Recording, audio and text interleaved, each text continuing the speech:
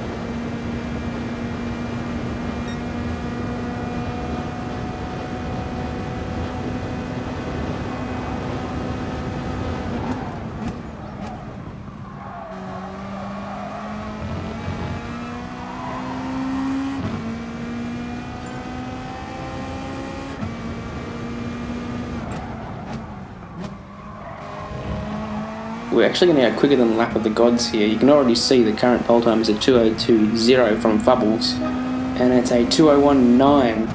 Fubbles, of course, my closest championship rival. Beating him here will put me in very good stead to win the championship next round. I can win it this round, but he has to have a shocking race. But you'll notice that I have an orange and green livery adorning my Mazda. The reason for that is a tribute to the 1991 LeMans winning 787B in this Renown livery. LeMans winner I thought was most fitting because it was for Mazda. Kartdude having a fantastic qualifying session compared to the early parts of his season. And a great start indeed from Kartdude. Look at the traction he had. What a launch. Fubbles falling back. Many orange Mazdas in this race. As I look back, the two of them are off, so we were lucky to not be the third. I think there was a car spinning off to the inside at Hell Corner, so everything kicking off. But the Channel 9 livery on Kartdude's Mazda looks absolutely brilliant as we head up Mountain Straight. He's actually on our right. Will he outbrake us here? Just a little bit. You can see him on the inside. We'll hold it. This could be quite hair-raising through the cutting. We'll see who blinks first. Oh, I almost understeered into him. He actually grabbed a bit of the wall, but fantastic move in any scenario.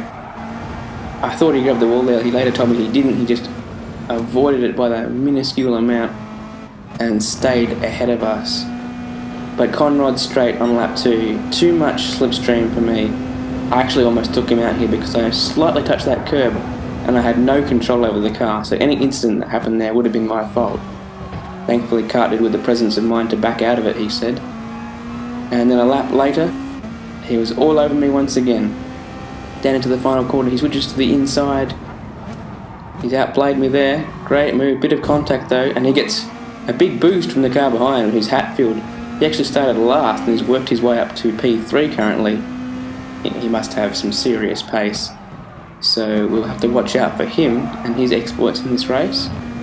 Further ahead, I actually almost grabbed this wall myself and get my own boost from Hatfield, who's been very unlucky in that regard, running into the back of cars and giving them a bit of a push. Kartdude wide, and it might present me with an opportunity just like the one he took on lap 1 against me. Around the outside of the cutting, oh, it's a bit of a clencher. I've gone a bit too wide though and caught the marbles, and he stays in the lead. All the while, Dynamite and Hatfield relatively close behind, and it was the top 4 that were closest at that point in the race. Several cars having issues further back. Very close to Kartdude over the top of the mountain. You can see the wobbles we have through there. There's a big bump actually on the entrance to McPhillamy, and it was very scary to say the least. Dynamite actually catches me, and defending was quite difficult here. He tries to go around the outside. Thankfully I don't understeer into him, but I brake a tiny bit later and I'm able to continue in second place. Good racing, well, clean racing from Dynamite as well. Into the last corner I have to defend the inside, and there's no way through there, but you'll note that Hatfield has just entered the pits, and he's played a very good strategy there. The next lap, it was kartdude's turn to pit. He was clearly doing a 3-stop. I continued, and I wanted to do a 2-stop by getting to lap 8. Minimal fuel, and off we went. We emerged in P4, which was good because there was a lot of clean air. Obviously Hatfield and kartdude with a massive undercut.